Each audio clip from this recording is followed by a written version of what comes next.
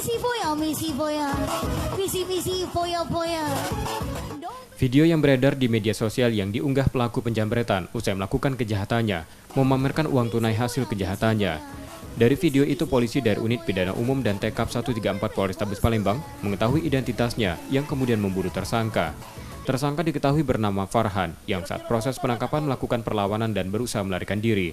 Polisi pun melumpuhkan dengan tembakan. Tersangka kemudian dibawa ke Polrestabes Palembang untuk pemeriksaan. Pada polisi, tersangka mengaku terakhir melakukan kejahatannya dengan menyambret handphone seorang perempuan. Malam kami berhasil mengamankan kedua orang pelakunya dan saat ini kita sedang proses untuk mengembangkan TKP lain yang diakui oleh pelaku.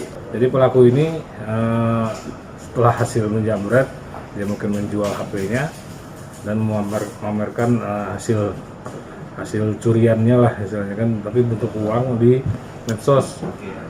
Dari situ kita juga lacak dan betul sekali memang itu pelaku yang melakukan. Dari catatan polisi, tersangka diduga sudah beberapa kali melakukan kejahatan serupa. Selain tersangka, polisi juga menangkap penadah barang kejahatan tersangka. Kini keduanya ditahan di tahanan Polrestabes Palembang untuk proses hukumnya. Yudi Kiswanto, Kompas TV, Palembang, Sumatera Selatan.